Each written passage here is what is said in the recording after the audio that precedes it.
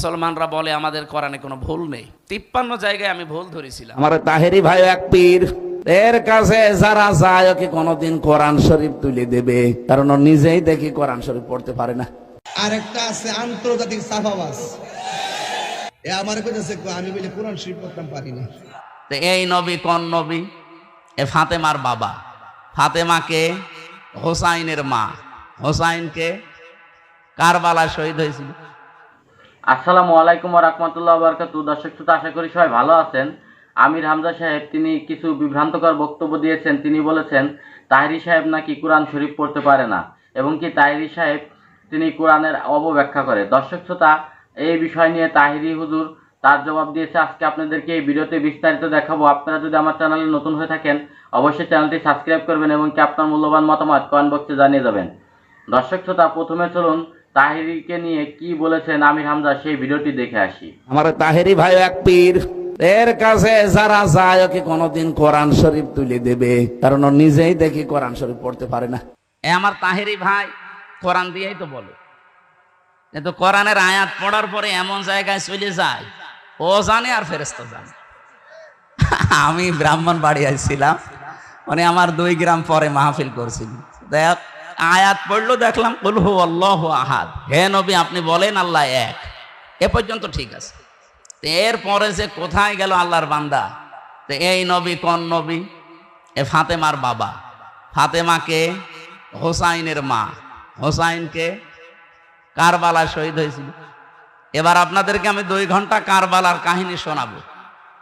আয়াত পড়েছে কি? কুল হু আল্লাহু আহাদ, আল্লাহর একাত্মবাদের। আর তাফসীর হচ্ছে কি?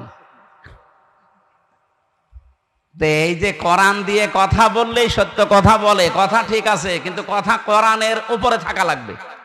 আপনি যদি কোরআনের আয়াত পড়ে চলে যান এখান থেকে দিল্লি হবে? বলেন, এই দেশে তো এইটা বেশি হয়। দর্শক শ্রোতা, আপনারা দেখতে পেয়েছেন তাহেরি নাকি কোরআন শরীফ পড়তে পারে না এবং কি তাহেরি নিজেই কোরআনের অপব্যাখ্যা করে। তিনি এই ধরনের কথা বলেছে তাহেরির বিরুদ্ধে। দর্শক শ্রোতা, তিনি এমন একটি কথা বলেছে যে ইসলামের সাথে সাংঘর্ষিক এবং কি তার ঈমান নষ্ট হয়ে গেছে, কারণ তিনি কোরআন শরীফের 53 জায়গায় ভুল খুঁজে পেয়েছেন। তার মুখের কথা, চলুন আমরা সেই ভিডিওটিও দেখে আসি। আমি 3 বছর একাধারে কোরআন পড়েছিলাম বুঝে বুঝে। মুসলমানরা বলে আমাদের কোরআনে কোনো ভুল নেই। 53 জায়গায় আমি ভুল ধরেছিলাম আমার মন মতো। দর্শক শ্রোতা, আপনারা দেখতে পেয়েছেন আমির হামজা সাহেব তিনি তার নিজের মুখে বলেছেন যে কোরআনের 53 জায়গায় তিনি ভুল ধরেছেন এবং কি ভুল খুঁজে পেয়েছেন। যে কোরআন শরীফের মতো একটা পবিত্র গ্রন্থকে ভুল ধরতে পারে, যে আল্লাহর তরফ থেকে যে বাণী নাজিল হয়েছে সেটা যদি ভুল ধরতে পারে, তাহলে তাহেরির ভুল ধরবে না কেন? আসলে তার মাথায় সমস্যা আছে, মাথায় গন্ডগোল আসে, এই বিষয়টা আপনারা বুঝতে পেরেছেন। দর্শক শ্রোতা, এখন কথা না বাড়িয়ে চলুন তাহেরি সাহেব তাকে নিয়ে কি বলেছে সেই ভিডিওটি দেখে আসি। আর একটা আছে আন্তর্জাতিক সাফাবাজ, এ আমার কইতেছে আমি বলে কোরআন শরীফ পড়তে পারি না। কইছিনি এ আন্তর্জাতিক সাফাবাজ একটা আছে, এটা হলো আমির হামজা।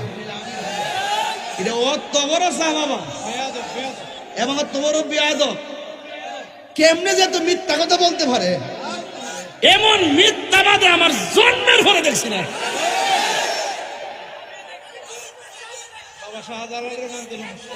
বাবা শাহজালালের মানতে সমস্যা, আরে মাদা চিন্তা বলি বানায় ফালায়। আরে বাবা, আপনি ওলি আল্লাহ নাম অসুবিধা নাই, আপনি কাউকে মুমিন বলবেন অসুবিধা নাই, আপনি কাউকে ওলি বলবেন অসুবিধা নাই, কিন্তু তার কর্ম ওলির মতো হতে হবে।